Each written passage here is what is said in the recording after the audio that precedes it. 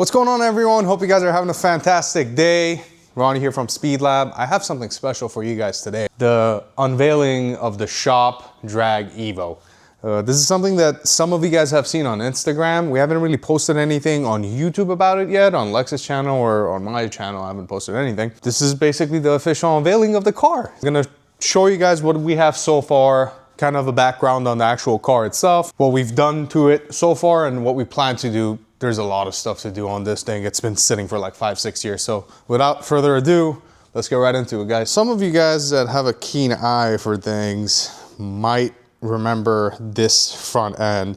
This is from the Harambe Evo that made like 1,080 on Bush's dyno on like 80-85. I think Scott Clark was tuning this thing. Obviously it didn't have this power plant. Everything was very different. I acquired this through my buddy Joey in New York. Shout out Joey. What we are doing to the car is going to be quite a bit different than what it had on it before, but most of it is basically, the reason I got the car is because it has most of the important stuff already done to it. Now what I mean by that is the car is basically fully gutted. Well, almost fully gutted. You still have the door cards and everything, but there's really nothing behind it. These are actual glass. However, there's, you know, I can't pull the window up and down. I would have to open the door. All the electronics are pulled out of it for weight savings, obviously. The biggest reason I bought this car, guys, or the shell rather, is because of this cage. So it actually has a 8.5 cert cage. I have to get this thing recerted now, but it is an 8.5 cert cage. And I did get this car from New York, but luckily we did have the cage. They had already painted the cage, so I didn't have to worry about rust getting to the cage. And the car did sit somewhere and got covered pretty well. So underneath it doesn't have a crazy amount of rust. So, you know, for us, you know, Cali guys, we're not used to any rust, but this is fairly clean as far as, you know, actual rust on the body. You know, you have some flash rust on areas like this, you know, the jams and stuff. Real quickly, I'm gonna just tell you guys what we have on the car and what we're going to have on the car, and we're kind of gonna do a couple of installs today. So it already has a parachute kit, but the problem with that was the kit hadn't been deployed for like 5 years. So I pulled it to see how the spring is, and it fell into 4 pieces. So the whole parachute kit itself is the strap parachute kit is gonna get replaced, including the actual cable and the handle. It does have front drag brakes. It has the Willwoods from STM, but it's just too rusty for my liking. So I'm gonna probably post these for sale for like 50% off of retail, and I got some scalloped ones for the fronts, brand new ones, so I'm gonna put those on. As far as the rears go, it still has the Evo 8 rear brakes.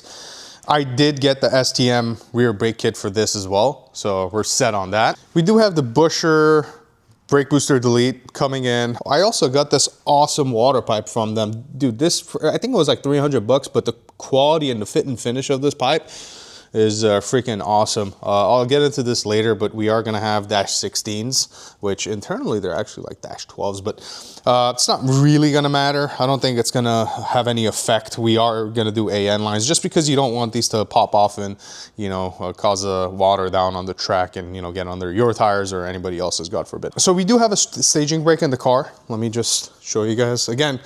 One of the reasons why I bought this shell was because it had most of this stuff already set up. So it does have a CNC staging brake, and it already has a inline racing shifter, which actually I stock these shifters, guys, because I buy them in bulk from Hoy because obviously they go on back order, but the car already came with one, so I'm super happy with this.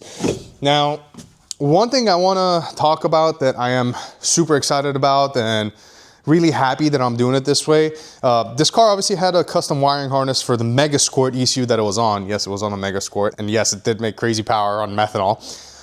We are putting this on the stock wiring harness. You know, I'm gonna clean up the wiring harness a little bit. I do have a good used Evo 8 wiring harness. I'm basically gonna run the stock harness, and we are going to put it on a Link plug-in G4X ECU. I have been selling and tuning the Links here pretty regularly. I would say like, you know, 1 or 2 a week on average on the 8s and 9s. And so I stock a bunch of Links, and the whole basically goal of this build was to be able to have a super light car, put one of our SPL 900 engines in it, which is what I'll get into next, and use an ECU that we use every day. You know, I don't want to put a M150 on this thing with all the bells and whistles, GPS, all this crazy stuff while my guys are running links. Obviously, eventually it'll get to that, but what I want to do is I want to show that we are able to go 8s fairly easily with one of our engine packages that everybody gets when they come here, the SPL 900, and the Link plug-in ECU that everybody gets when they come here. In addition to that, I'm kind of still on the verge about this. I'm not sure, I'm on the fence about it. We do have a drive-by-wire kit, and I did get the plug-and-play harness from Dan from Evo Spec. This directly plugs into one of the Link's XS ports. But the problem with that is it takes away 4 auxiliary inputs. So I would like to obviously do coolant pressure, oil pressure, fuel pressure, and I can do it with the drive-by-wire, but I just don't know if I want to do that and then hijack some other, you know, AVI analog voltage inputs to be able to do that. So I don't know, I haven't made up my mind about that, but I might just leave it for the sake of the fact that it has the alpha lock. I'll show you guys the intercooler popping in a bit, but let's just do a quick rundown of what's done to the actual drivetrain. As I mentioned, the goal was to have a SPL 900 and basically the same package that everybody gets from us when they get an engine build, unless they do an SPL 1000, which is an aluminum rod motor, which you would think this would get.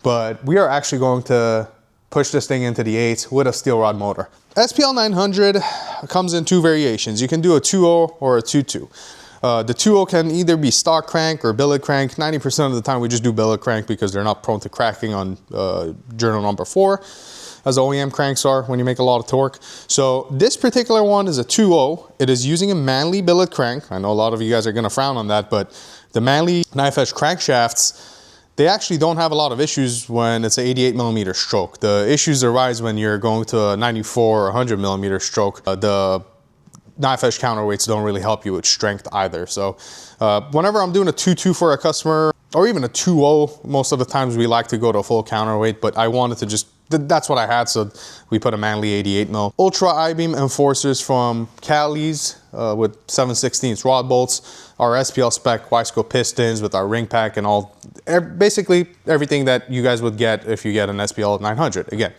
as far as the cylinder head goes, this is a Head Games cylinder head and it's only pocket ported.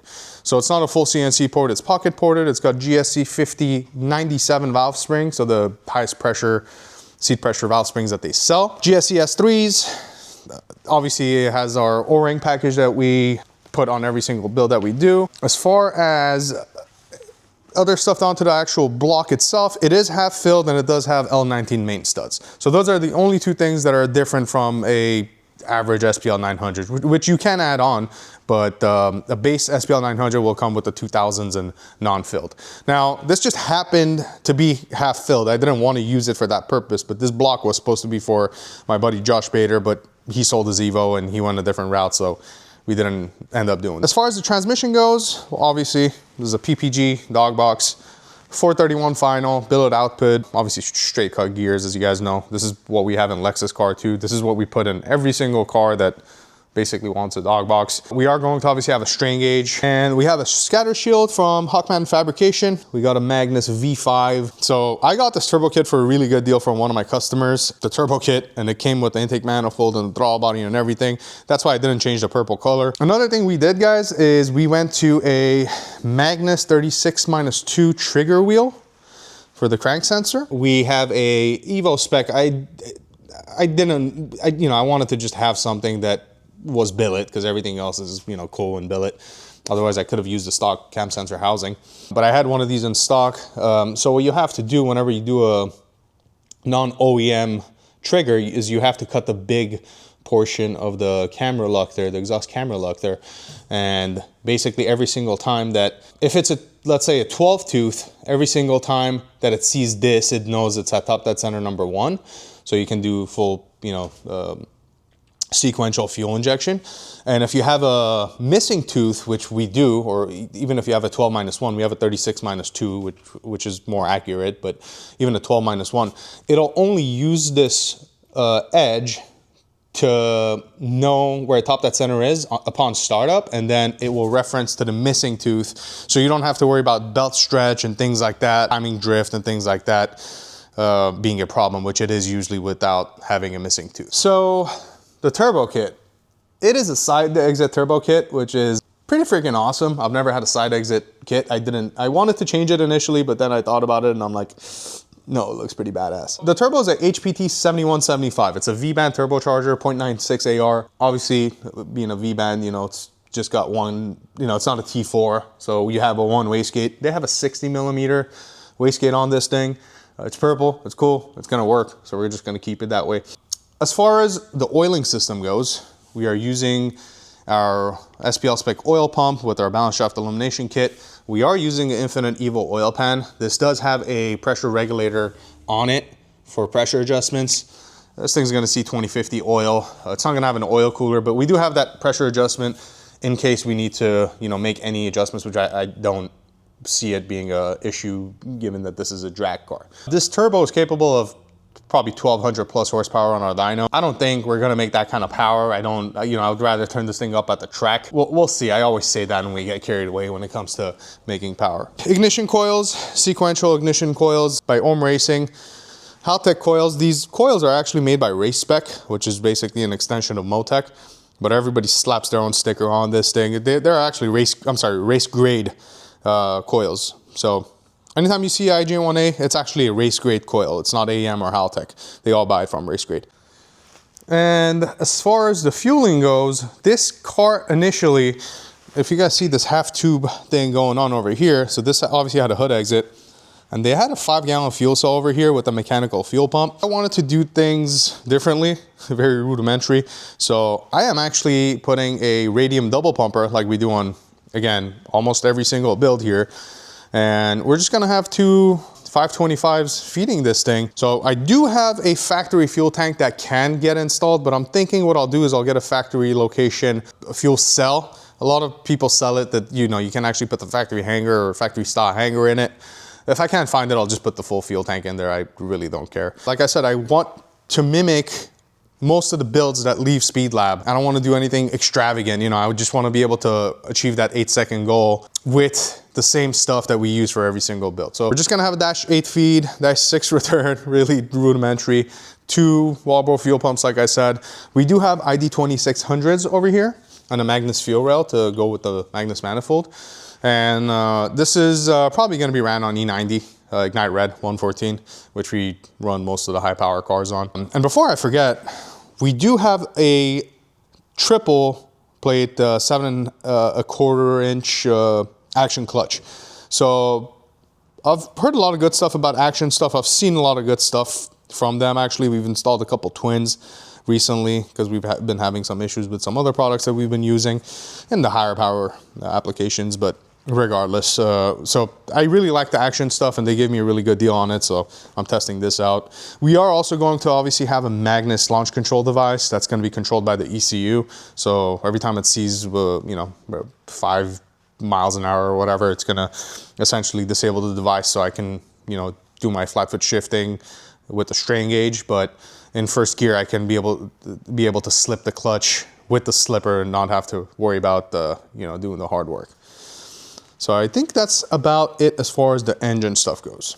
Now, given that the whole fuse box and essentially the whole wiring is ripped out of the car, there is a switch panel over here. I have to kind of, see what's going on in the back over here, but one of it is for the headlights, one of it was for the lift pump. We're going to repurpose this, but I am going to keep this. I really like this actually. And there's a port over here for some sort of logging. I'm not sure if they had an IC7 or what over here. It looks like an IC7 port. However, I got a AIM Strata Dash, AIM/Link Dash 7-inch that is going to go over here. That's really all I needed. I didn't need anything extravagant like a UC10 or the C11212 from Motec. The Strata Dash is going to be more than sufficient. So I'm going to put that here. I just need to figure out a mount because this mount is not going to work, but I'm sure I can figure something out. And then I am still going to keep that. We are still going to have headlights on this car. Some tracks require it, so we are going to have headlights on it. I'm just going to wire it to the switch panel. The wiring is already there for it. I just got to figure out where the relays and everything are. I did see some relays underneath it, but I do have to dig in pretty deep to figure out what the hell is going on inside the car. And if you guys want to take a better look at the cage, it's actually a really well done cage. I'll show you guys the C-pillars basically, or the rear mounts. They did a really good job on this cage, and again, I'm so glad it's not rusted. I think what we're going to do in this video is we are going to show you guys the Series 4 Belax that I got, or Belax. I still don't know how you pronounce it properly. And we're gonna do brand new wheel bearings for this car because it did sit for like 7 years, like I said. We're gonna do new wheel studs, and we're gonna do a front and rear brake kit. Without further ado, let's get into some installs.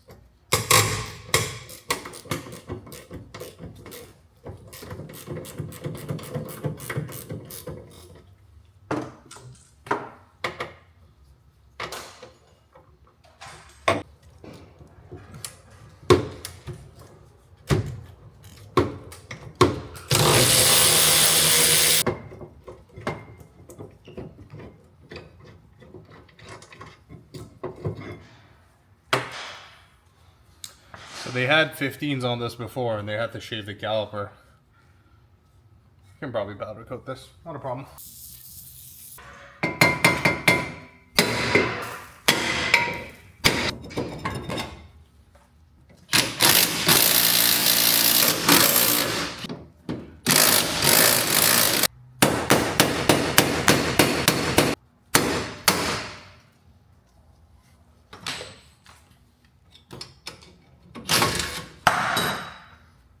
Oops.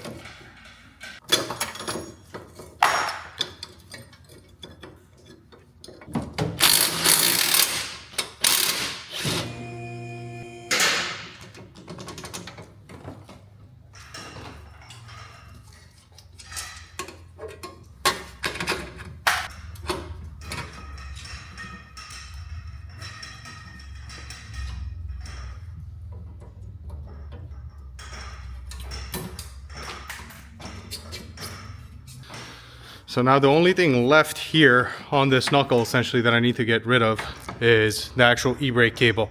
So I'll undo this from here and then I can fish it out from inside the car. There's also the brake dust shield that doesn't get used with the STM small brake kit. So what I'm gonna do now is I'm just gonna clean this real quick. I'm gonna blow off the shock and just clean this area really nicely. It does have aftermarket, I think these are Torque Solution, rear control arm, lower control arms. So what I'm gonna do, I'm just gonna make sure everything's clean, and then I'm gonna proceed to install the new wheel bearing with the extended studs that we had on there and the brake kit, and we'll move on to the fronts. Driver side's done. So just a quick comparison. There was actually nothing wrong with these bearings, but, well, actually, I take that back. Passenger side was actually bad. Yeah, driver side was not, but yeah, you guys can see. I mean, just, it shouldn't roll freely like this. These ball bearings are completely shot and there's movement in them. Anyway, I got new ones. Obviously, I need to get extended studs, open lugs for the Belax. And now I'm just transferring this over. So you're gonna have the spacer when you do the STM brake kit, small brake kit. And if you put this upside down, you can easily miss the fact that it's not gonna line up properly. So just kind of line it up first.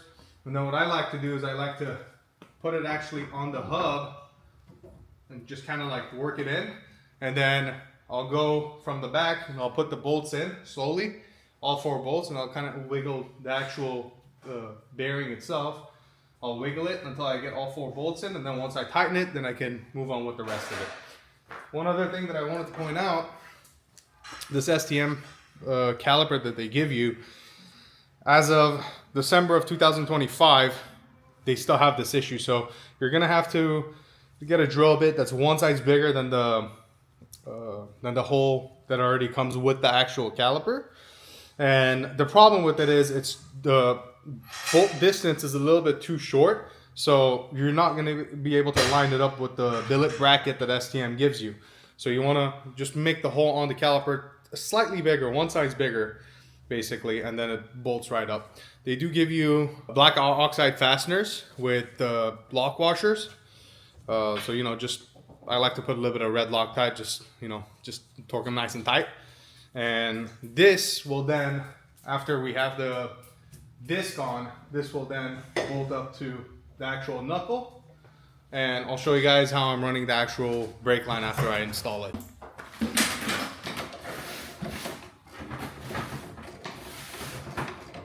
These are the brake pads that you get with the STM brake kit. As you can see, this is why you need a parachute when you're running this brake kit, because these aren't going to do jack shit for you on the street.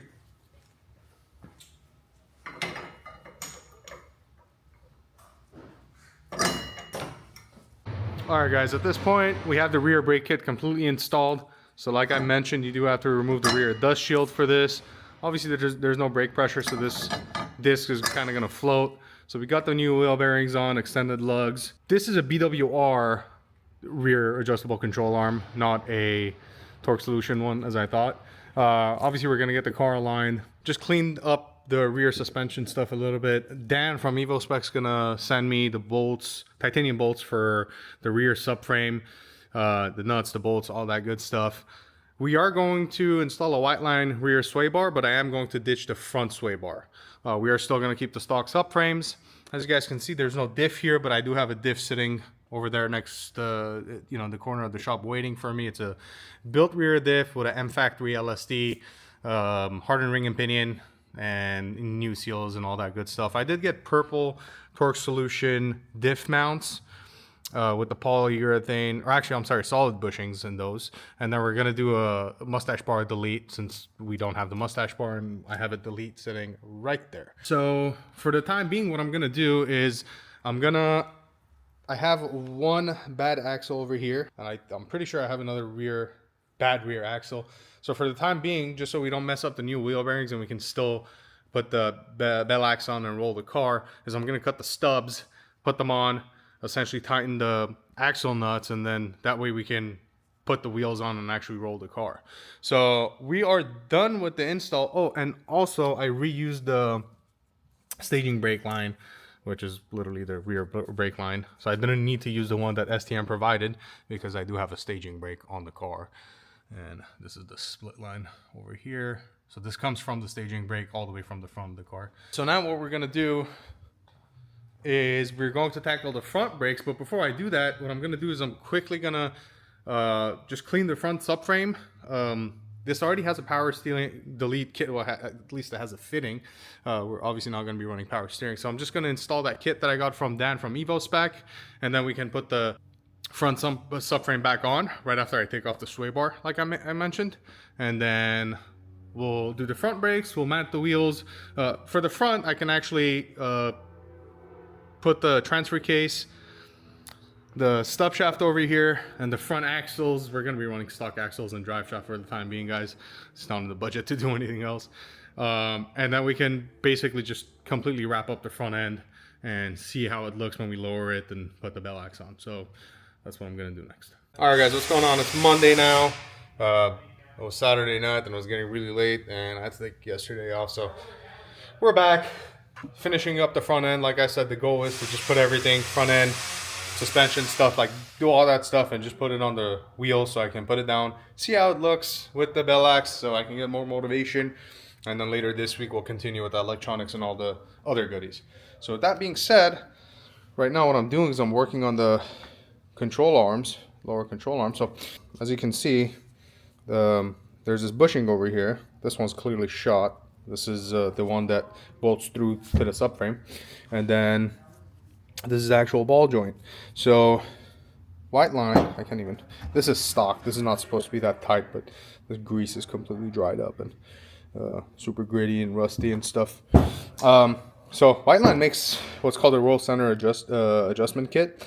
This reduces torque steer, and overall, because I'm not going to be running a front sway bar, we want to have the front suspension as tight as possible. We are going to run a rear sway bar, but not a front one. And we'll kind of see how the suspension travel and everything works with that strategy. So this is going to get pressed in here, which I'll show you guys in a second.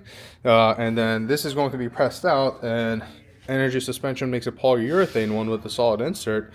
And it just stiffens up the front, essentially the steering up front and the whole suspension quite a bit. Now there is another pivot bushing over here. You can replace this one too. This is not as critical as this guy right here. So since it's my car, right now I don't need to do this. I'm not going to be doing this particular one. And then this car being an East Coast car, as you can see, there's a bunch of bolts and stuff that are, you know, broken. This is for the sway bar end link. This bolts up to the front control arm, but again, we're not running a sway bar, so I'm not going to worry about extracting that.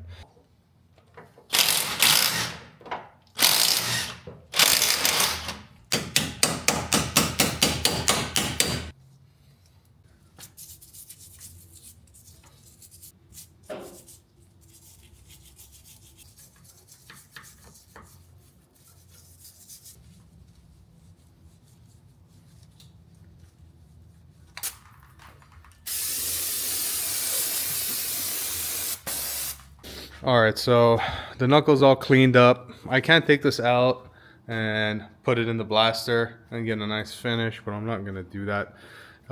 It's gonna look really nice with the brake kit anyway. So now what we're gonna do is we're gonna install the new wheel bearing, and then we're basically gonna repeat what we did on the rears to the front. So we're gonna put the bracket on with the rotor next and the caliper. And then I can go ahead and put the new control arms with the new ball joint and the new bushings pressed in. We'll have the front end basically wrapped up. So after I do that, I still have to preload the coils and everything, but I'm not gonna do that right now. I'm just gonna put the wheels on, bring everything down. The front subframe's on. I just need to put the north-south bar, but I'm missing the transmission bracket, which I'll get later. And yeah, we can put the car down and we can see how it looks. Put the bolts in the blaster. Love getting this finish on them. They look literally OEM. You know, like I said, this is the East Coast car. I want everything to, you know, look as good as I can get it to look. So, just gonna do what we did on the rear. Just put these in and slowly tighten them up and pull the front wheel bearing back. This is a scallop rotor from STM. This is lighter, obviously, than the actual full face one. It has these slots cut out, and of course it's not a full face rotor, so you obviously save weight. But again, with the front and rear brake kit, you do need a parachute. I wouldn't recommend this for the street, even though we've done it. It's just not safe, guys. You'll brake fade very quickly. I mean, small brake kits they're no joke. You do need a parachute. So I'll say it's a drag only sort of deal, but they look amazing.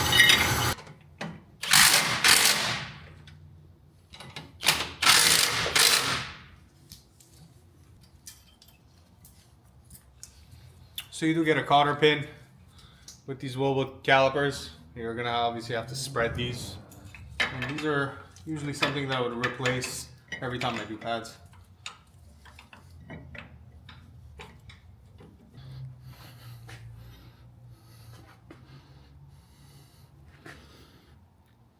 Looking light.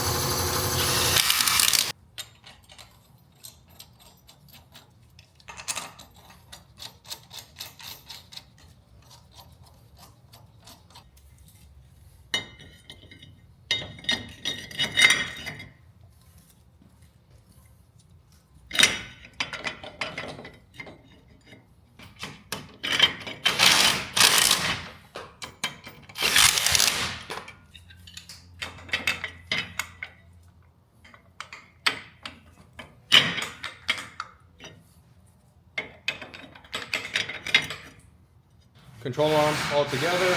So at this point, we're just gonna put it in, put a new ball joint, bolt a nut in there, and at that point, we can bring it down and put the wheels on and see how it looks.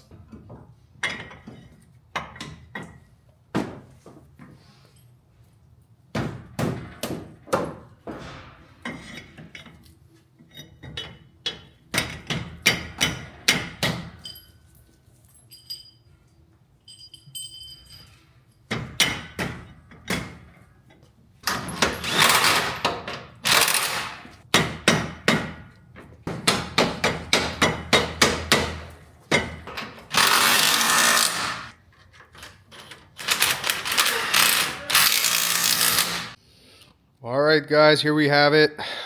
This side's missing the side skirt, but god damn, it looks good. I am a happy camper. I did have to space it out in the back. I didn't have the proper spacer, so it's spaced out quite a bit. It was rubbing against the actual caliper. This side has a side skirt, so it looks a lot nicer. You guys get the idea. But the brake kit's on. Everything is on.